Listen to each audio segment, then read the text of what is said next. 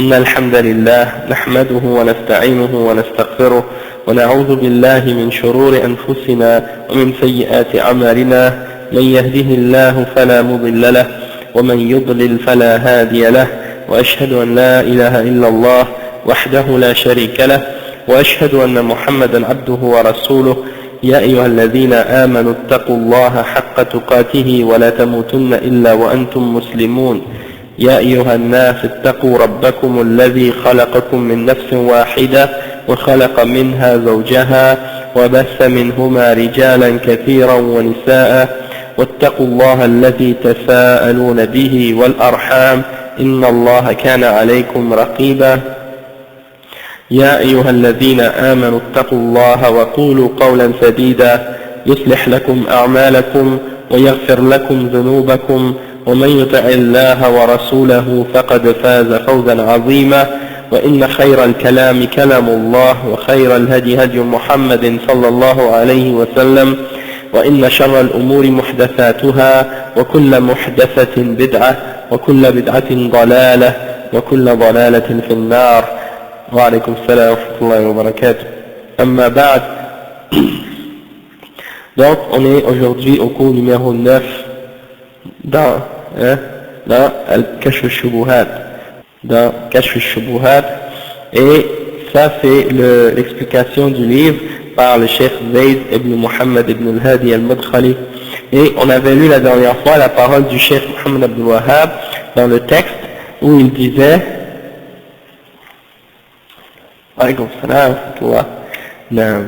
où le Cheikh dit فَقُلْ لَهُ إذا كنت تقرأ أن الله حرم الشرك أعظم من الزنا وتقر أن الله لا يغفره، فما هذا الأمر الذي حرمه الله وذكر أنه لا يغفره فإنه لا يدري. Donc c'est comme si on dit tu dis au mushrik, okay, si tu es d'accord que Allah a interdit le shirk et qu'il a interdit et que c'est encore plus grave que le zina, l'adultère, et tu es d'accord que Allah subhanahu wa ta'ala il ne va pas le pardonner comme il l'a dit dans le Coran, alors c'est quoi cette chose que Allah a interdit et qu'il a dit à son sujet qu'il n'allait pas le pardonner? Tu lui demandes de t'expliquer qu'est-ce que c'est cette chose, et il ne sait pas, il ne sait pas. C'est comme ça m'est déjà arrivé, Annie, tu dis à des musulmans des choses sur le shirk, ils ne savent pas. Ils pensent que les péchés c'est plus grave que le shirk. Donc ça c'est un exemple. On va en parler de plus en détail dans qu'est-ce qui va suivre. Le cheikh il explique ce passage-là, puis il dit فَالْمُشْرِكْ جَاهِلْ. À la base, le mushrik il est ignorant à la base. Il y a des gens qui pensent que, comme je disais la dernière fois, si tu es ignorant, tu n'es pas mushrik. C'est seulement celui qui sait qui est mushrik. Mais non, tu peux être un mushrik ignorant, tu peux être un mushrik avec connaissance aussi. D'accord? Donc le cheikh dit والمشركون أصناف أغلبهم لا يعرف أن هذا الصنع شرك، وسبب هذا الجهل عدم قبول بيان أهل العلم لضروب الشرك وخطره وحقيقة التوحيد وفضله، بل يصمون آذانهم ويمنعون غيرهم من الاستماع إلى الحق ويصرفون أنفسهم عنه. وهؤلاء قامت عليهم الحجة الرسالية ببلاغ العلماء لهم، ولكنهم تركوا أعظم الأسباب التي يعرف بها التوحيد من الشرك وتعرف الأحكام على اختلاف أنواعها. Donc le cheikh, ça on l'avait expliqué, on avait lu ça la dernière fois, toutefois j'ai voulu le relire parce que sinon on va pas comprendre le contexte de où est-ce qu'on était arrivé.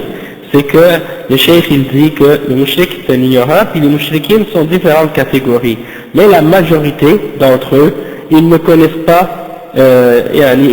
pas que ce qu'ils font c'est shirk, ils ne savent pas que ce qu'ils font c'est shirk, et la cause de cette ignorance c'est le fait qu'ils n'acceptent pas les explications des ulama, des gens de ilm, au sujet des catégories de shirk et de son danger et de la réalité du tawhid et de son mérite, et ils se en fait, ils se ferment les oreilles, ou disons, ils se bouchent les oreilles, et ils empêchent les autres également d'écouter et de comprendre l'explication des ulama quand ils expliquent la vérité à ce sujet-là. Et qu'est-ce qu'ils font? Ils se détournent de ces explications-là et des paroles des ulama.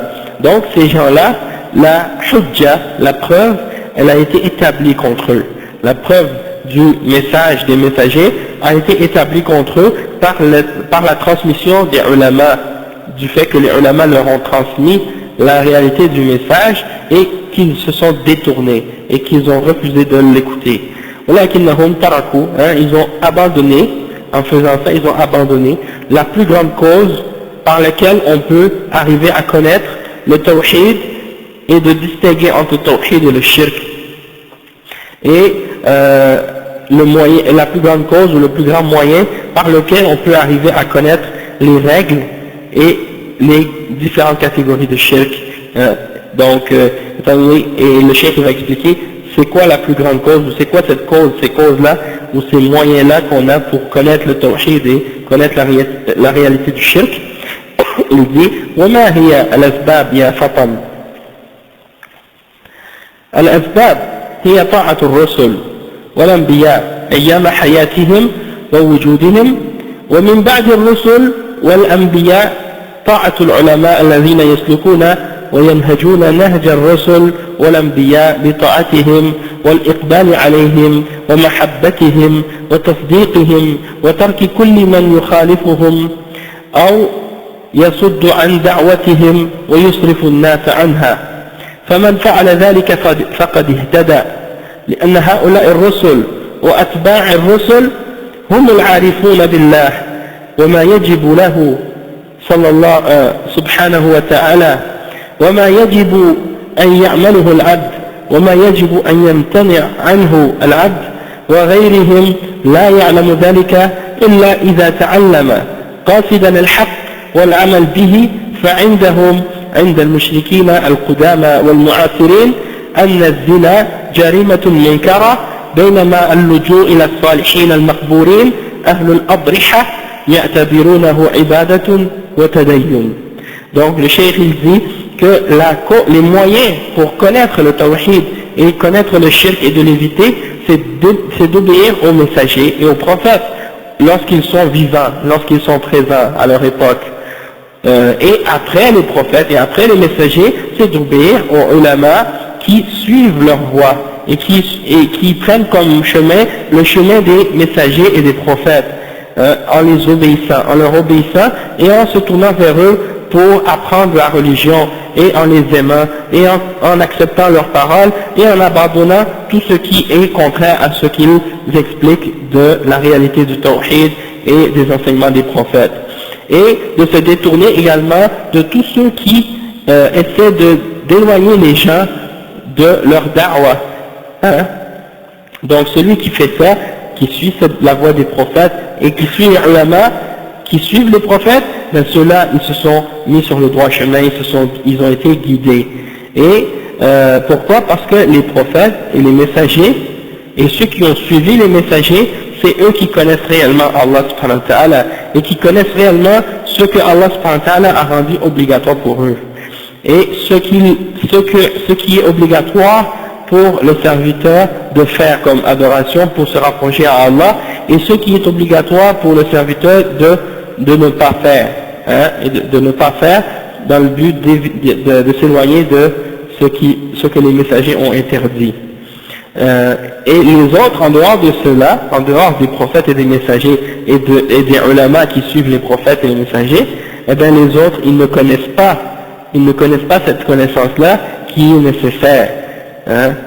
Donc, ils ne peuvent pas le connaître excepté s'ils ont étudié avec une intention sincère, et qu'ils ont donc étudié la connaissance de la vérité et qu'ils ont appliqué cette connaissance-là. Donc, il dit que les mouchriquins, que ce soit les anciens ou les gens des mouchriquins contemporains, actuels, pour eux, le zina, l'adultère, la fornication, c'est un plus grand péché, un plus grand crime que de se tourner vers les pieux et les gens qui sont enterrés dans leur tombe et les gens qui sont dans les cimetières ou les cercueils, ça, pour eux, le zina, c'est plus grave que d'adorer les saints et d'adorer les hommes pieux qui sont enterrés dans leur tombe. Et le chef dit, وَإِذَا نُقِشَ الْمُشْرِكِ في هذه الأمور بالمقارنة بين الزنا والسرقة وشرب الخمر وبين اللجوء إلى الصالحين في قبورهم من أجل جلب المصلحة ودفع الضر رأى بأن الزنا والسرقة وشرب الخمر عظائم ولكن اللجوء إلى الصالحين في قبورهم يرون أنه من العبادات ومن محبة الصالحين ومن الأسباب التي تقضى بها الحوائج وتكشف بها الكروب ونحو ذلك من الشبه التي يريدها المشركون وفي القرآن والسنة تفنيدها وبيان بطلانها بالنصوص الصريحة. Donc le cheikh ici il explique que lorsque tu discutes et que tu débats avec un de ces mushriks, tu débats avec lui et tu essaies de lui faire comprendre, par exemple, par comparaison, la gravité de l'adultère et du vol et de boire de l'alcool ou de manger du porc ou tout autre péché, et par comparaison avec le fait de se tourner vers les hommes pieux qui sont dans leur tombe pour leur demander un bien ou pour leur demander d'éloigner un mal, ils considèrent ces gens-là, parmi les mouchriquins, que de voler et de boire de l'alcool et de faire le zina, c'est des grands péchés, tandis que de se tourner vers les hommes pieux dans leur tombe, ils voient que ce sont des adorations et des choses qui font partie du fait d'aimer les hommes pieux et que ce sont pour eux des causes par lesquelles nos besoins vont être exaucés, nos demandes vont être exaucées et nos malheurs vont être soulagés, etc. Donc, ils ont un paquet d'autres shubuhat de ce genre qu'ils jettent aux gens pour essayer de les confondre à ce sujet-là et leur faire croire que le shirk, qu'est-ce qu'ils font, c'est pas shirk, et puis que le zina et les autres péchés c'est plus grave que qu'est-ce qu'ils font comme shirk. Donc, alors que le Coran et la Sunna ont clairement détruit et complètement annulé ces fausses shubuhat-là par des textes clairs dans le Coran et dans la Sunna pour montrer que ça n'a rien à voir avec l'islam et que c'est des actes de shirk, qu'est-ce qu'ils font. On voulait expliquer juste que même si on explique maintenant que le shirk c'est par rapport à tous les péchés, c'est le plus grand de tous les péchés et c'est le seul qu'Allah ne va pas pardonner et c'est celui qui t'interdit le paradis et qui te met en enfer pour l'éternité. Mais ça ne veut pas dire que lorsqu'on dit que c'est plus grave que le zina et plus grave que les autres péchés, qu'on essaie de diminuer de la gravité des autres péchés. Les autres péchés sont des péchés graves aussi, mais par comparaison. Au shirk, c'est rien dans ce sens-là. Toutefois, c'est quand même des péchés graves. Il faut avoir peur de ces péchés-là, parce que ces péchés-là, qu'est-ce que ça fait? Même si ça annule pas ton tawhid, même si le zina, boire l'alcool et les autres péchés, ça annule pas ton tawhid, ça annule pas ta foi, sauf que ça diminue de la perfection de ta foi, et ça diminue de la perfection de ton tawhid. Et ça peut t'amener à la longue à faire le kufr. Donc c'est dangereux pour ça. Et aussi il faut avoir peur des péchés également, parce qu'il dit, même si Allah dit que les autres péchés, autres que le shirk, il dit qu'il le pardonne, mais il dit, Allah subhanahu wa ta'ala, qu'il le pardonne à qui il veut. وَيَغْفِرُ مَا دُونَ ذَلِكَ لِمَنْ يَشَاءُ. Ça veut dire, celui qui meurt sur un grand péché, c'est Allah qui décide s'il lui pardonne ou non. Peut-être qu'Allah décidera de ne pas lui pardonner. Et donc c'est quelque chose qui nous fait comprendre en même temps qu'il faut avoir peur également des grands péchés, et c'est pas juste pour dire que si c'est pas shirk, c'est pas grave, je vais le faire, dans ce sens-là. Exactement. Et là, même si les autres péchés, ils vont pas nous mettre en enfer pour l'éternité, mais l'enfer, même une seconde, tu ne veux pas rester. Hein? Le prophète sallallahu alayhi wa sallam dit dans un hadith, celui qu'on le trempe dans l'enfer, comme ça, juste trempé, hein? Il oublie tous les bonnes choses qu'il a eues dans cette vie, et tous les délices auxquels il a goûté dans cette dunya. C'est pour dire que, yani, tu ne veux pas rester là-bas, tu ne veux pas rentrer du tout. Donc c'est ça notre but. Nous, on devrait essayer de viser du fait qu'on ne veut pas rentrer en enfer du tout. Et c'est pas juste de dire, ah, ça me dérange pas, je vais aller en enfer, hein, A'udhu-billah. Si on savait c'était quoi, on n'aurait pas osé dire une parole pareille. Hein, qu'Allah nous protège de l'enfer. Amen. Le cheikh il dit, فَقُلْ لَهُ كَيْفَ تَبْرَأُ نَفْسَكَ مِنَ الشِّرْكِ وَأَنْتَ لَا تَعْرِفُهُ أم كيف يحرم الله عليك هذا ويذكر أنه لا يغفره ولا تسأل عنه ولا تعرفه أتظن أن الله يحرمه ولا يبينه لنا. Le cheikh, maintenant c'est le texte de Cheikh Mohammed Abdul Wahhab, il dit, dis-lui à ce mushrik, comment tu peux, disons, te protéger et t'éloigner de ce shirk ou te désavouer de ce shirk, ou bien disons faire en sorte que tu ne tombes pas toi-même dans le shirk, alors que tu ne sais même pas ce qu'est le shirk. Comment tu peux t'en protéger? Comment tu peux éviter de tomber dans le shirk si tu ne sais même pas ce qu'est le shirk réellement, hein? Donc ça c'est grave. Le cheikh dit ensuite, ou bien comment tu peux comprendre que par exemple Allah il t'a interdit de faire le shirk et il t'a mentionné qu'il ne va pas le pardonner. Si tu le fais, il ne va pas te pardonner. Puis ensuite, tu ne poses même pas la question, qu'est-ce que c'est, hein? Tu ne demandes pas à son sujet et tu ne le connais pas. Est-ce que c'est logique? On te dit ça c'est le plus grand péché. C'est le plus grave de tous les péchés. C'est celui qu'Allah ne pardonne pas. Puis après tu restes là comme ça. Tu n'essaies même pas de savoir qu'est-ce que c'est. Et ça c'est la situation et c'est l'état de la plupart des musulmans. Tu les vois, ils demandent à propos de riba, ils demandent à propos de toutes sortes d'autres détails dans la charia. Pourtant, le plus important de tous les péchés, le plus grave de tous les péchés, c'est rare tu vas avoir quelqu'un qui va poser la question. Est-ce que ça c'est shirk? Est-ce que ça c'est kufr? C'est quoi le kufr? C'est quoi le shirk?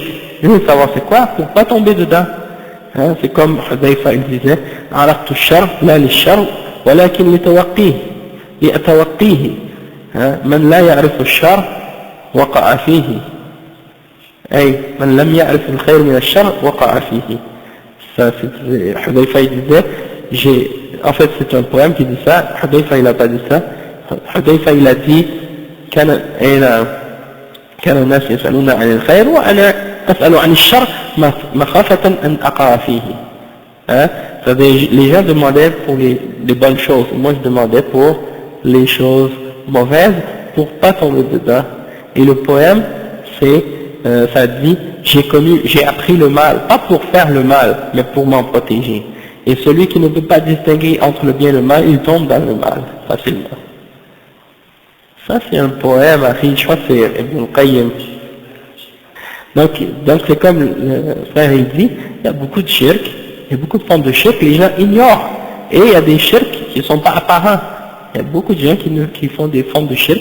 Il y en a des shirk majeurs, des shirk mineurs, des shirk apparents, des shirk cachés. Hein? Et donc c'est très, très délicat des fois. Et le point, c'est que, ça m'est déjà arrivé, j'ai déjà expliqué ça une fois, de voir des frères, j'avais des discussions avec des frères, ils parlaient de djihad, ils parlaient de toutes sortes de choses qui se passaient soit en Bosnie ou à d'autres endroits, ils parlaient de djihad avec beaucoup d'émotion, puis en réalité c'est juste pour parler en fait, parce que quand je lui ai expliqué, j'ai dit Akhi, toi tu parles de djihad, est-ce que tu connais ta religion comme il faut, est-ce que tu connais la base de l'islam, c'est-à-dire le tawhid? Est-ce que tu connais le shirk, qu'est-ce que c'est le shirk et tout ça? Il me dit, bof, il ne sait pas beaucoup, tu vois. Après, je lui ai dit, regarde, qu'est-ce que tu portes dans ton cou? C'est quoi ça? Il portait un truc comme pour une protection contre la haine. Je lui ai dit, c'est quoi que tu mets ça dans ton cou, puis tu parles de djihad? Si tu vas dans le djihad, puis tu meurs avec ça, tu sais que tu vas pas entrer au paradis, Akhi, hein? Le prophète sallallahu alayhi wa sallam, il a vu 10 parmi les hommes qui sont venus pour accepter l'islam. Il a accepté 10 d'entre eux, et 9 d'entre eux, et le 10e il n'a pas accepté. Et l'autre il a demandé pourquoi. Il a dit, parce que tu portes un truc dans ton cou là pour protection ou quelque chose comme ça. Alors l'homme, qu'est-ce qu'il a fait? Il a rentré sa main, il l'a arraché, il l'a jeté. Et là, le professeur a accepté de lui. Et donc c'est pour dire que, il a dit, si tu étais mort avec ça, tu n'aurais jamais eu le succès. Hein? Donc imaginez maintenant des musulmans qui parlent de sujets aussi grands et aussi importants que, par exemple, celui du djihad, et qui ne respectent même pas les conditions de base pour être un musulman et pour connaître, disons, les fondements de la religion, le tawhid et des choses comme ça. Un autre exemple, j'étais au travail, et il y a des clients qui sont rentrés, c'était des musulmans. Et il y avait un petit enfant avec eux, un petit garçon, peut-être qu'il avait comme 12-13 ans. Je vois qu'il avait une main avec, comme les mains avec les 5 doigts, porte ça dans son cou. Et il était avec ses parents. J'ai dit, est-ce que vous savez c'est quoi le plus grand péché dans l'islam? Plus grave que l'alcool, que le zina, que le khinzir, et tous ces péchés-là, c'est quoi? Ils ont dit, on ne sait pas. J'ai dit, c'est le shirk billah. Et là, je leur ai expliqué, je leur ai dit que ce truc-là que tu mets dans le cou, ça c'est haram, et ça rentre dans le shirk billah, si tu crois que ça te protège. Hein? Et là, les parents, ils ont nié. Ils ont dit, non, ça c'est pas pour ça, on met ça juste comme décoration. Le fils a répondu, il a dit, non, c'est pas vrai. Vous m'avez dit que c'est pour me protéger. Hein? Donc l'enfant a démenti la parole des parents. Et donc c'était pour montrer que c'est des exemples de formes de shirk qui existent, qui sont répandus, même tu rentres dans des magasins, des musulmans qui ont des commerces, tu vois des mains comme ça, des trucs comme ça, des affaires avec des yeux. Et là, une main avec l'œil au milieu. Et des fois c'est juste une pierre bleue, ou bien d'autres trucs comme ça. Hein? Il y a beaucoup de choses comme ça, donc bon, c'est ça. Donc ça, c'est l'ignorance déjà, puis on va en parler de ça. Donc c'est ça le danger d'ignorer le shirk, qu'est-ce que c'est. Hein? Et c'est ça que le shirk il dit atadhunnu anna Allah yuharrimuhu wa la yubayyinuhu lana. C'est comme, tu penses que Allah il va nous l'interdire, il va nous interdire le shirk, mais il va pas nous expliquer qu'est-ce que c'est. Hein? Il y a un frère converti, un Canadien, qui m'a envoyé un email. Ouais. Et puis là, qu'est-ce qui est arrivé, c'est que dans ce email, en fait c'était une chaîne de email en fait qui se suivait. Dans cette chaîne, il y avait une sœur musulmane qui avait donné un conseil aux autres à propos du shirk, parce que il y avait comme par exemple il y avait quelqu'un qui avait envoyé un message au sujet d'un message au sujet de quelque chose qui avait rapport avec d'envoyer une lettre aux gens. Si vous n'envoyez pas cette lettre, il y a un malheur qui va vous arriver, quelque chose comme ça. Alors, qu'est-ce qui est arrivé? Cette sœur, elle a envoyé un message, un texte écrit par un des ulama au sujet du danger du shirk et tout ça, et de croire que rien ne peut atteindre de mal excepté par la permission d'Allah, et que les lettres que tu l'envoies, que tu l'envoies pas, ça va pas amener un malheur ou quoi que ce soit. Et là, ça expliquait le danger du shirk et tout ça.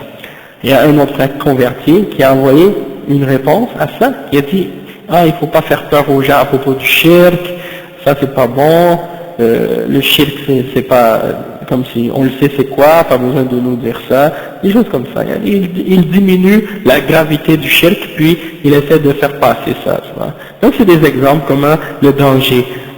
Si tu demandes à cette personne, qu'est-ce que c'est le shirk, il ne saura même pas ce qu'est le shirk. Alors, qu'est-ce qui est arrivé, qu'est-ce qu'il dit ensuite? Maintenant, l'explication de cette parole, maintenant, c'est quoi? Le Cheikh dit, وفي بداية دعوة الشيخ محمد بن عبد الوهاب يرحمه الله ابتلي بقوم يتوجهون بجل عباداتهم للأصنام وهكذا كل رسول بعثه الله إلى قومه يجد هذه الأصنام تعبد من دون الله ويجد أهل الغلو في الصالحين قد بلغوا في الغلو غايته فظهر الشيخ محمد عبد الوهاب في نجد وما حولها في جزيرة العرب ووجد معظم الخلق على هذا النهج السيء يعتقدون في الصالحين بأنهم يشفعون عند الله وإن كانوا أمواتا والذين يتوجهون إلى أخشاب وأحجار وصور منحوتة أو منقوشة وهم لا يتوجهون إليها ذاتها وإنما لأنها رمز إلى من يرجون منهم جلب المصالح ودفع المضار من الأولياء والملائكة والأولياء ونحو ذلك. Il dit qu'au début de la da'wah du Cheikh Mohammed ibn Abdul Wahhab, il a été mis à l'épreuve par un groupe de personnes, qui se dirigeaient vers les tombes et vers les hommes pieux et qui les prend comme des idoles.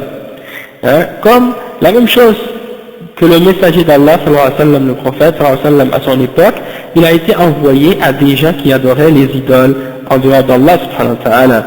Et il trouvait que la plupart des gens, étaient des gens qui exagéraient au sujet des hommes pieux et qui ont atteint l'extrême et la limite dans l'exagération.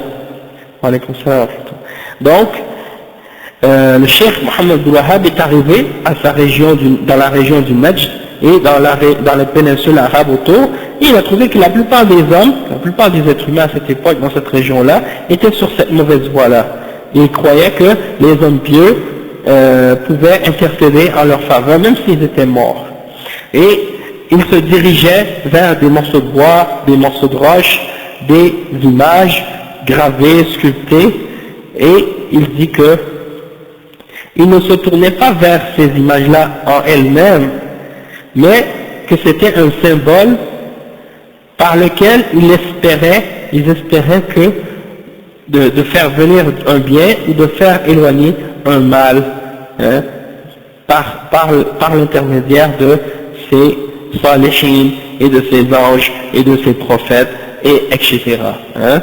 Le cheikh il dit ومن هنا تعلم أن جهل المشرك هو الذي جعله يتخبط في هذا الذنب الكبير ويرى أنه لا حرج وأن هذه هي الطريقة التي تقرب إلى الله كما ذكر الله سبحانه وتعالى عنهم ذلك في صدر سورة الزمر حيث قال ما نعبدهم إلا ليقربونا إلى الله زلفى ألا وإن الواجب على الأمة عندما يسمعون قول الله عز وجل إن الله لا يغفر أن يشرك به ويغفر ما دون ذلك لمن يشاء وقوله عز وجل إنه من يشرك بالله فقد حرم الله عليه الجنة ومأواه النار وما للظالمين من أنصار أن يسألوا عن هذا الشرك الذي رتب الله عليه هذه العقوبة الغليظة ألا وهي حرمان المشرك من الجنة وإدخاله النار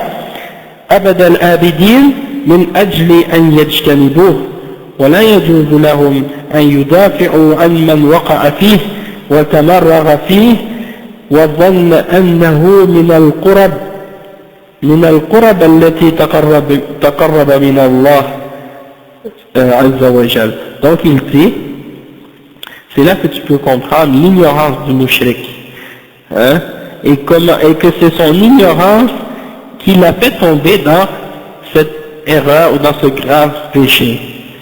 Et il pense qu'il n'y a aucun problème de le faire. Et il croit qu'en se faisant ça, c'est comme ça qu'il va arriver à se rapprocher d'Allah subhanahu wa ta'ala. Et Allah subhanahu wa ta'ala a mentionné ça dans le début de Surat al-Zumar, lorsqu'il a dit « Nous ne les adorons que pour qu'ils nous rapprochent plus d'Allah ». Et ça c'est dans le verset 3 dans Surat al-Zumar. Et il dit « Qu'est-ce qui est obligatoire pour la Ummah, pour tous les individus dans cette Ummah, dans le monde entier, c'est qu'ils lorsqu'ils entendent la parole d'Allah subhanahu wa ta'ala, qui dit que Allah ne pardonne aucun péché à celui que Allah ne pardonnera pas qu'on commette le shirk avec lui, mais qu'il pardonne tout autre péché en dessous de celui-là à qui il veut, le verset 48 dans Surat An-Nisa, ou bien le verset qui dit Allah subhanahu wa ta'ala, celui qui fait le shirk avec lui, il lui interdit le paradis et sa destination sera l'enfer, et pour les injustes il n'y a pas de secoureur. Donc ça c'est le verset 72 dans Al-Ma'idah. Donc le musulman, lorsqu'il entend ces versets là, qu'est-ce qu'il doit faire? Il doit commencer à se poser des questions.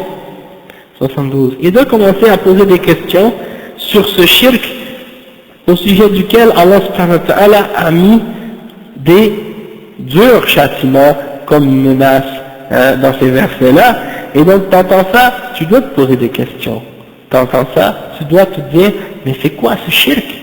Pour que tu puisses t'en écarter, pour que tu puisses éviter de tomber dedans. Mais la plupart des gens, comme on a dit tout à l'heure, ils entendent ça, et puis ils se disent, non, moi je fais pas le shirk.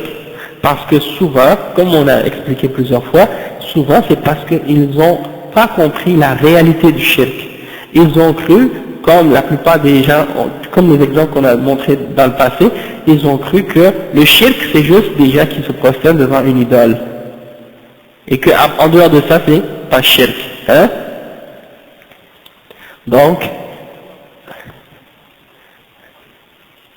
de se prosterner devant une idole, ouais, il y en a peut-être même qui vont débattre, qui vont argumenter avec toi pour défendre ça, ou même pour dire que c'est pas shirk. Un être humain, oui.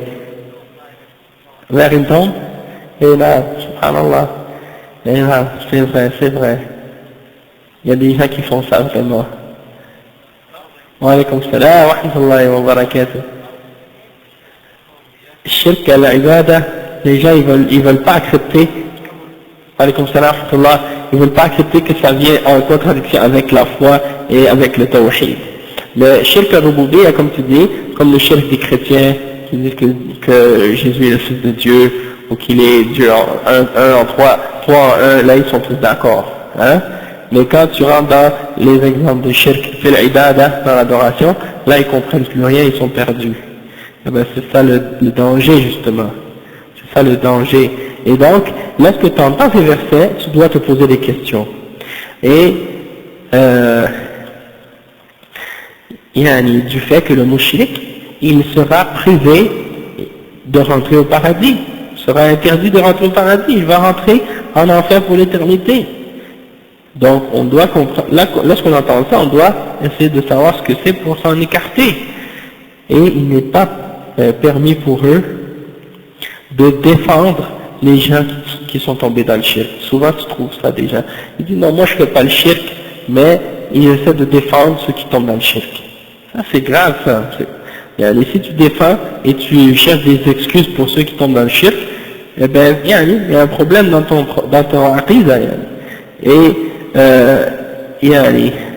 donc c'est ça. Après, le chef, maintenant on lit le texte encore de Cheikh Mohammed Abdul Wahhab, la suite, il dit فإن قال المشرك عبادة الأصنام ونحن لا عبادة الشرك عبادة الأصنام ونحن لا نعبد الأصنام فقل له ما معنى عبادة الأصنام أتظن أنهم يعتقدون أن تلك الأخشاب والأشجار والأحجار تخلق وترزق وتدبر أمر من دعاها فهذا يكذبه القرآن كما في قوله تعالى قل من يرزقكم من السماء والأرض. Donc le cheikh il dit, si le mushrik te dit le shirk c'est d'adorer les idoles et nous on n'adore pas les idoles, alors il dit, tu lui réponds, qu'est-ce que ça veut dire adorer les idoles? Hein? Est-ce que tu crois que ces gens-là qui adoraient les idoles au temps du prophète sallam ou avant, ils croyaient que ces morceaux de bois et ces morceaux de roche, c'est eux qui créent et c'est eux qui donnent la subsistance et c'est eux qui dirigent les affaires de ceux qui qui les invoque, il dit ça, c'est nié par le Coran. Le Coran prouve le contraire. Alors, Allah, il dit par exemple, قُلْ مَنْ يَرْزُقُكُمْ مِنَ السَّمَاءِ وَالْأَرْضِ. Le verset 31 dans Sourate Yunus. Qui vous donne votre subsistance des cieux et de la terre, jusqu'à la fin du verset, puis à la fin Allah dit فَسَيَقُولُونَ اللَّهِ, et ils diront Allah. Ça veut dire que les mouchriquins qui adoraient les roches et les pierres et tout ça, ils disaient oui, Allah il nous donne notre subsistance, c'est lui qui crée, c'est lui qui fait tout, qui contrôle tout, sauf que on prend ça comme des intermédiaires, donc, etc. Comme on a expliqué ça plusieurs fois. Maintenant le cheikh il explique, Cheikh Zayd il donne un commentaire sur ça, il dit إنهم لا يعتقدون ذلك بل يعتقدون أن الله هو الذي يخلق ويرزق وهو الذي يحيي وهو الذي يميت وقد جاءت الآيات القرآنية التي تبين ذلك كما في قوله قل من يرزقكم من السماء والأرض أم من يملك السمع والأبصار ومن يخرج الحي من الميت ومن يخرج الميت من الحي ومن يدبر الأمر فسيقولون الله فقل أفلا تتقون. C'est le verset 31 dans Yunus dont on a parlé tout à l'heure. Le cheikh il dit, il ne croit pas ça, il ne croit pas que c'est ce morceau de bois là qui crée. Et s'il croit ça, tu lui dis ok, demande à ton morceau de bois ou à ton morceau de roche de créer une mouche. Et il n'est pas capable. Donc il ne croit pas que c'est ce morceau de roche ou ce morceau de bois qui crée ou qui contrôle les choses. Il le sait. Et il croit que c'est Allah en réalité qui est celui qui crée et qui donne le risque, et celui qui fait vivre et qui fait mourir. Et les ayats dans le Coran sont descendus à ce sujet-là, comme celui qu'on a parlé tout à l'heure dit, qui vous donne votre subsistance des cieux et de la terre, et qui possède ou qui détient l'ouïe et la vue, et qui fait sortir la vie de la mort, et qui fait sortir la mort de la vie, et qui contrôle toute l'affaire, ils diront Allah. Alors dit, ne craignez-vous donc pas, ne craignez-vous donc pas, après avoir tout su ces choses-là, et avoir admis tout ça, d'adorer autre que lui. Est-ce que c'est pas une contradiction dans ce sens-là? Après on va, le cheikh il dit وإن قال هو من قصد خشبة أو حجرا أو بنية على قدر أو غيره يدعون ذلك ويذبحون له ويقولون إنه يقربنا إلى الله زلفى ويدفع عنها ببركته ويدفع عنا ببركته ويعطينا ببركته فقل صدقت هذا هو فعلكم عند الأحجار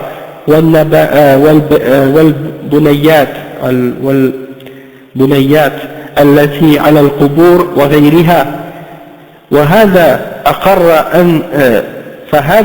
أقر أن فعلهم هذا هو عبادة الأصنام وهو المطلوب. Donc le cheikh il dit, et si le mushrik il te répond que l'adoration des idoles c'est de se diriger notre intention vers ce bois et vers cette pierre ou vers cette construction qui est sur la tombe ou autre de ce genre, et de les invoquer et de sacrifier pour ces choses-là et de dire que ça nous rapproche plus d'Allah subhanahu wa ta'ala et que ça éloigne le mal de nous par sa bénédiction, par sa baraka, et que on reçoit des choses par sa baraka. Donc il dit que c'est ça l'adoration des idoles. Si le mushrik dit ça, alors réponds et tu lui dis oui, tu as dit vrai. C'est exactement ça ce que vous faites lorsque vous allez vers les tombes et les constructions qui sont sur les tombes et autres. Donc si il a accepté ça, que ces actions-là qu'ils font, c'est ça l'adoration des idoles, alors maintenant il a accepté ce qu'on voulait exactement lui faire accepter. Et donc dans ce cas-là, il a compris. Et le cheikh il explique à ce sujet-là, il dit وأنها هو المطلوب وأنها تقربهم من الله وتدفع عنهم ببركتها وتعطيهم ببركتها الخير أي تلك المعبودات فقل صدقت يعني صدقت هذا صنيعكم هذا ما تفعلونه وما تعتقدونه فيها من أن تلك المعبودات لها بركة ولها قداسة ولها عند الله جاه ترفع الحاجات إلى الله عز وجل. Donc c'est ça, il dit si cette personne-là elle croit que ces créatures, ces personnes qui sont, ces hommes pieux qui sont enterrés dans les tombes, c'est eux qui les rapprochent à Allah subhanahu wa ta'ala et qui éloignent par leur bénédiction, par leur baraka, qui éloignent le mal d'eux et qui leur donnent par leur bénédiction du bien, hein, alors ça, ces idoles-là, s'il dit que c'est eux qui font ça, dans ce cas-là, s'il admet que c'est ça le shirk, que c'est ça l'adoration des idoles, alors dans ce cas-là, tu lui dis oui, tu as dit vrai, hein, c'est exactement ça ce que vous faites et ce que vous croyez pour ces êtres-là, vous croyez qu'elles ont une baraka et vous croyez qu'elles ont une sainteté ou quelque chose de ce genre et qu'ils ont un statut élevé auprès d'Allah ou bien qu'ils peuvent ramener vos besoins auprès d'Allah pour que Allah les exauce ou autre chose de ce genre. Donc ça c'est exactement ça l'adoration des idoles. Ensuite le cheikh dit ويقال له أيضا قولك الشرك عبادة الأصنام هل مرادك أن الشرك مخصوص بهذا وأن الاعتماد على الصالحين ودعاؤهم لا يدخل في ذلك فهذا يرده ما ذكره الله في كتابه من كفر من تعلق على الملائكة أو عيسى أو الصالحين فلا بد أن يقر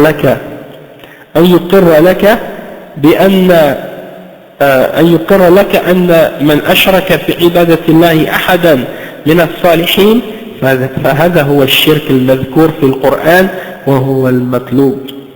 Donc le cheikh ici il dit que, là c'est Cheikh Mohammed Abdul Wahhab, on a lu encore une partie du texte, il dit on peut également lui dire, ou bien tu peux lui dire également, lorsque tu dis que le shirk c'est l'adoration des idoles, est-ce que tu essaies de dire par là que c'est spécifiquement ça qui est le shirk et que de se tourner vers les hommes pieux et de les invoquer, que ça ne fait pas partie du shirk?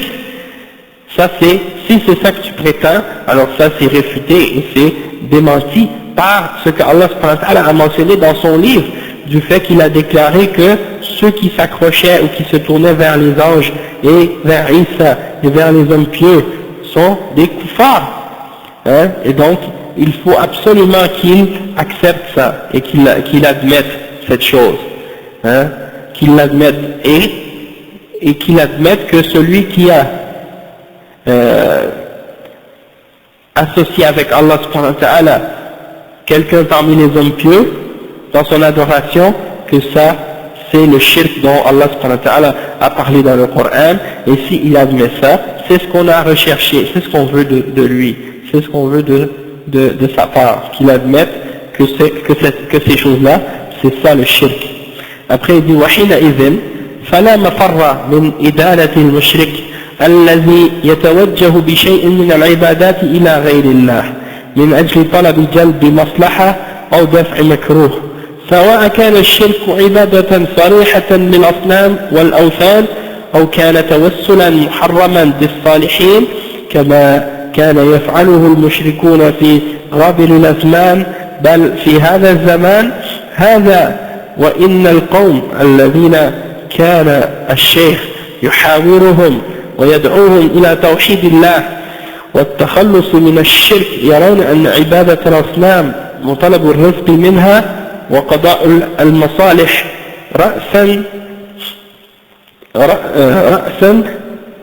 يقولون هذا هو الشرك، ولكن كوننا نلجأ إلى الصالحين ونطلب منهم دفع المكروه وقضاء حاجاتنا وفك كربنا وإنجاب الولد وجلب الرزق ودفع الفقر ودفع الجذب وغير ذلك أن هذا ليس من ضروب الشرك والحق أنه عين الشرك. Le Cheikh dit, pour expliquer le passage qu'on vient de lire, le Cheikh Zayd il dit, lorsque il a admis ça, il ne peut pas s'enfuir, hein? Il dit alors on ne peut pas s'enfuir de faire comprendre aux mouchriks que de se tourner dans notre adoration à quelque chose autre que Allah subhanahu wa ta'ala pour lui demander un bien ou pour éloigner un mal, peu importe que ce soit par l'adoration directe d'une idole ou de quelque chose comme une pierre ou une roche ou quelque chose de ce genre, ou bien que ce soit par intermédiaire, interdit par les hommes pieux ou des choses de ce genre, comme les mouchriquins faisaient auparavant et comme ils le font encore aujourd'hui, et bien ça, إن كان القوم الذين كان الشيخ يحاورهم ويدعوهم إلى التوحيد والتخلص من الشرك يرون أن عبادة الأصنام وطلب الرزق منها. Donc si les mouchriquins au temps du Cheikh Mohammed Abdul Wahhab, lorsqu'il débattait avec eux et qu'il argumentait avec eux et qu'il les appelait au tawhid et de se débarrasser du shirk, ils étaient d'accord que d'adorer les idoles et de leur demander le risque et de résoudre nos problèmes et de nous donner du bien, ils disaient que ça c'était le shirk. Voilà, mais ils disaient non, mais on se tourne seulement vers les hommes pieux pour leur demander qu'ils éloignent de nous. Voilà, ونطلب منهم دفع المكروه وقضاء حاجاتنا وفك كربنا وإنجاب الولد هذا ليس donc il y en a qui niaient par exemple, il niait que le fait de se tourner vers les salihin et de leur demander d'éloigner le mal ou d'amener le bien ou de nous sauver d'un malheur ou bien de nous aider à avoir un enfant ou de nous donner le risque, ou de nous protéger de la pauvreté ou des choses comme ça, il disait que ça fait pas partie des catégories de shirk. Et le shirk dit la vérité à ce sujet-là, c'est que c'est ça le shirk lui-même, hein, c'est le shirk lui-même, c'est ça. Après il continue, le cheikh Mohammed Abdul Wahhab, il dit وَسِرُّ الْمَسْأَلَ أَنَّهُ إِذَا قَالَ أَنَا لَا أُشْرِكْ بِاللَّهِ فَقُلْ لَهُ وَمَا الشِّرْكُ بِاللَّهِ le secret dans toute cette méthode pour argumenter avec le mushrik, ça tient en réalité dans cette question. Le cheikh il dit, lorsque tu parles avec le mushrik, tu lui dis, il va te dire, moi je fais pas le shirk avec Allah. Alors toi tu lui dis, c'est quoi le shirk? Explique-moi c'est quoi le shirk. Donc c'est ça le secret avec eux. Parce qu'ils ne savent pas qu'est-ce que c'est le shirk. Donc quand tu discutes avec eux, ils te disent non, moi je fais pas le shirk. Tu dis d'accord, c'est quoi le shirk, hein? Souvent c'est ça ce qui se passe aujourd'hui, c'est que quand on discute ensemble, des fois on a des discussions ou des débats ou des argumentations entre nous. On n'est pas d'accord sur un mot ou sur la définition d'un terme. Donc on discute, on dit non, quelqu'un dit oui ça c'est shirk, et l'autre il dit non c'est pas shirk. Dans ce cas-là il y a un problème. Quelque chose ne peut pas être shirk et pas shirk en même temps. Hein? Donc dans ce cas-là qu'est-ce qu'on fait? Il faut savoir, parce qu'il y a peut-être un problème dans la compréhension et la définition du mot qu'on utilise. Peut-être qu'une personne dit shirk, pour lui ça a une signification, puis l'autre dit shirk, et pour lui ça a une autre signification différente. Et donc, wa alaykum salam wa rahmatullah, et c'est pour ça que vous allez trouver que les ulama de l'islam, lorsqu'ils rentrent dans une discussion, ou dans une explication, dans un livre quelconque, sur un sujet quelconque dans l'islam, la première chose qu'ils font, c'est de donner les définitions des mots qu'ils utilisent, et du sujet dont ils vont traiter, pour justement détruire et éliminer ces ambiguïtés qui sont causées par le fait qu'on utilise les mêmes mots mais qu'on ne veut pas dire toujours la même chose par ces mots-là. D'accord? Donc, pour un, shirk ça veut dire quelque chose, pour l'autre, shirk ça veut dire autre chose, donc on doit définir, avant de rentrer même dans la discussion, qu'est-ce que je veux dire par le shirk? Voici la définition du shirk. Et donc là après, en se basant sur cette définition-là, c'est bien facile par la suite de se comprendre et d'arriver à atteindre une conclusion qui va être, qui va réunir nos position, Inch'Allah. Parce que le but, c'est toujours de nous réunir. Le but, c'est toujours de réunir les musulmans. Parce que c'est pas permis d'être divisé dans des questions comme ça. C'est pas permis pour les musulmans d'avoir deux musulmans qui sont pas d'accord sur ce sujet-là. C'est pas permis. Allah dit dans le Coran, وَأَعْتَصِمُوا بِحَبْلِ اللَّهِ جَمِيعًا وَلَا تَفَرَّقُوا. Donc, tu peux pas avoir un musulman qui n'est pas d'accord avec un autre musulman sur cette question-là, en particulier parce que c'est la base de l'islam. D'accord? Et les réunir, quand on dit les réunir, c'est sur le haqq, bien entendu. Pas sur d'autres définitions qui seraient contraires à la réalité et qui contraires au Coran et à la Sunna. بين العباد هذا يختلف إذا qu'est-ce qu'il dit le cheikh? Il dit فإن قال هو عبادة الأصنام. Là maintenant on a vu le secret, c'est de dire c'est quoi le shirk, explique-moi c'est quoi le shirk, parce que lui il sait pas c'est quoi. S'il te répond, il va te dire peut-être c'est d'adorer les idoles. فقل ما معنى عبادة الأصنام. Donc en fait le truc c'est quoi? Chaque fois qu'il te répond quelque chose, tu lui demandes de l'expliquer ce qu'il te dit.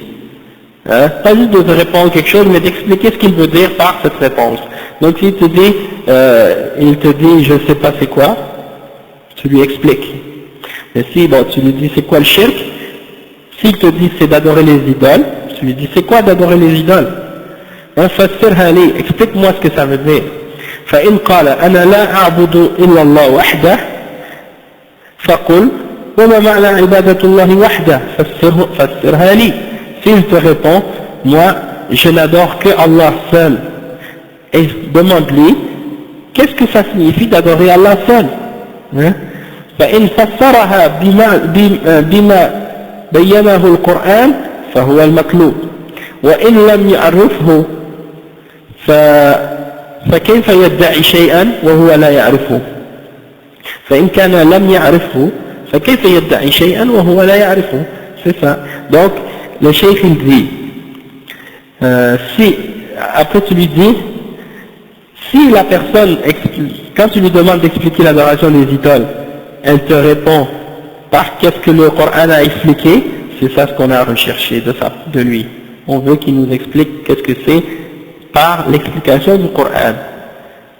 Donc s'il répond comme il faut, alhamdulillah, c'est ça ce qu'on a recherché. Mais s'il ne sait pas, alors tu lui dis, comment tu peux prétendre que tu fais pas le shirk, alors que tu sais même pas ce que c'est le shirk?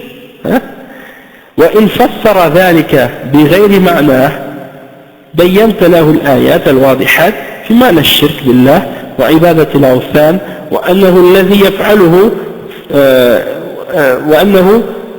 وأنه الذي يفعلونه في هذا الزمان بعينه.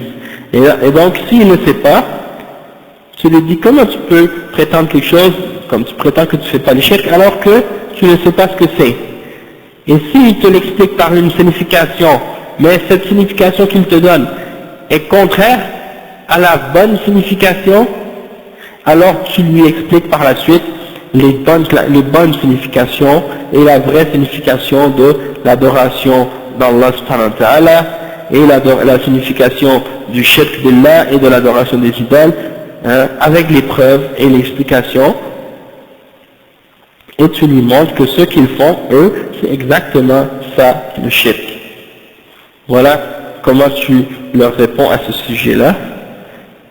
Et pour expliquer, le cheikh il dit كل هذه الشبه والعلماء هم الذين يردون بنصوص الكتاب والسنة على هذه الشبه وغيرها فإن فسرها بما بينه القرآن فهذا هو المطلوب فإن القرآن ذم المشركين الذين قالوا ما نعبدهم إلا ليقربونا إلى الله زلفى والذين اتخذوا وسائط بينهم وبين الله عز وجل يقصدون منها قضاء الحاجات وكشف الكربات فإن فسرها بما بين القرآن فهو المطلوب وإن لم يعرف فكيف يدعي شيئا وهو لا يعرفه وإن فسر ذلك بغير معناه بينت له أيها الموحد الآيات البينات الواضحات في معنى الشرك بالله وعبادة الأوثان وأن الذي يفعلونه في هذا الزمان هو الشرك بعينه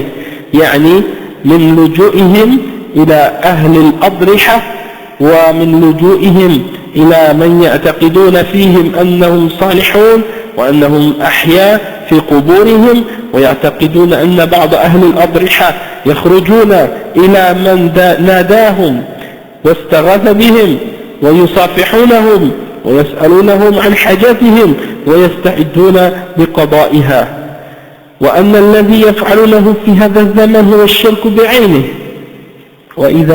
إذ كل من قال المدد يا فلان أو ناداه ويستغيث به في أي أمر من الأمور فهذا هو عين الشرك الأكبر وشبهتهم في ذلك باطلة كما مضى من أنهم لا يسألونهم خلقا ولا إيجادا ولا يعتقدون ذلك فيهم ولكن يسألونهم أن يرفعوا حوائجهم إلى الله عز وجل.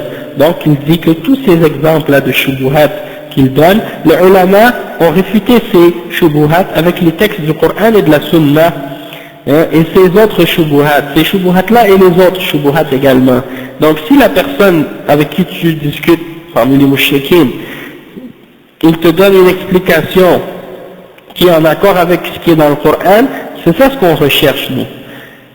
Parce que Allah subhanahu wa ta'ala dans le Coran, il a critiqué, il a blâmé les mouchriquines qui ont dit que nous ne faisons que les adorer que pour qu'ils nous rapprochent plus à Allah subhanahu wa ta'ala. Et ceux qui ont pris des intermédiaires entre eux et Allah subhanahu wa ta'ala et qui recherchent de ces idoles ou de ces intermédiaires qu'ils remplissent leurs besoins et qu'ils les dégagent ou qu'ils les protègent ou qu'ils leur enlèvent leur malheur, des choses de ce genre. Donc si le mushrik il explique le shirk par ce qui est expliqué dans le Coran, donc nous c'est ce qu'on recherche, mais si il ne le connaît pas, comment il peut prétendre quelque chose? Comment il peut prétendre par exemple qu'il n'est pas un mushrik ou qu'il ne fait pas le shirk et il ignore la réalité de qu'est-ce que c'est le shirk? Donc s'il l'explique par une autre signification que la bonne signification, là dans ce cas-là, il faut que tu l'expliques. Parce que on voit ici, il y a des degrés d'ignorance. Il y a al-jahl, il y a l'ignorance qui est une ignorance normale. Quelqu'un, il ne sait pas, tu lui dis la bonne explication. Mais il y a une autre forme d'ignorance qui est une ignorance qu'on appelle en arabe al-jahl al-murakkab. L'ignorance, mais c'est pas juste une ignorance simple, c'est parce que la personne elle ignore la vérité, mais en même temps, elle a une mauvaise connaissance. On lui a donné une fausse information. Et donc la personne, pour lui enlever cette information-là, tu vois, comme là, il va t'expliquer le shirk, mais il va te donner une fausse explication. Il va te donner une définition du shirk qui est contraire à ce que Allah dit dans le Coran et qu'est-ce que le prophète sallallahu alayhi wa sallam a expliqué. Dans ce cas-là, tu dois clarifier à cette personne la réalité de qu'est-ce que c'est le shirk avec les preuves, pour lui enlever cette mauvaise définition-là et la remplacer par une bonne. Ok? Et donc, le cheikh il dit, c'est ça. Donc tu expliques avec les preuves claires, les versets, la signification du shirk avec Allah subhanahu wa ta'ala et de l'adoration des idoles.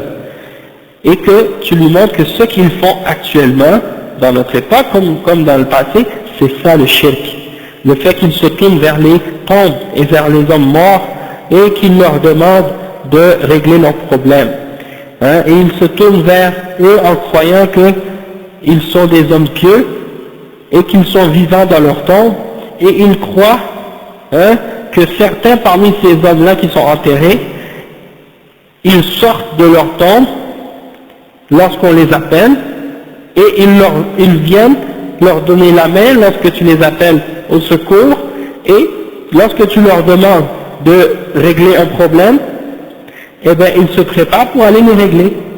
Parmi les mouchriquines, parmi ces soufiyas, certains des soufiyas, ils croient que les awliya, ils sortent de la tombe, ils viennent, ils te parlent et tu leur demandes qu'est-ce que tu veux et ils s'en vont le faire, puis après ils retournent, ils rentrent dans leur tombe encore une fois. C'est la croyance de certains parmi ces gens égarés, parmi les mouchriquines de notre époque. Et il dit que ceux qui font ça à notre époque, ça c'est le shirk lui-même qu'ils sont en train de faire. Ou celui qui dit par exemple Al-Madad ya Abdul Qadir, Al-Madad ya Tijani, al-madad, il demande à ces êtres-là de leur donner le support et de leur donner de l'aide ou de leur donner quelque chose, et il cherche le secours parmi ces choses-là, hein, et bien ça c'est al-shirk al-akbar lui-même, le shirk majeur. Et celui qui fait ça, il a quitté l'islam.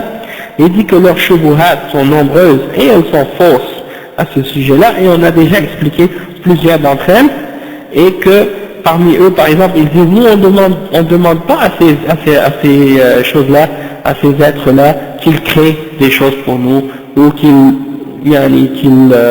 amènent, comme qu'ils créent ou qu'ils contrôlent le monde, ou des choses comme ça. On fait juste dire que ils sont des hommes rapprochés d'Allah, et donc il peut demander à Allah pour nous, ou des choses de ce genre. Et en réalité, c'est ça, le shirk, on l'a expliqué plusieurs fois. Donc on va s'arrêter ici pour aujourd'hui, Inch'Allah. سبحانك اللهم وبحمدك أشهد أن لا إله إلا أنت أستغفرك وأتوب إليك بارك الله فيك.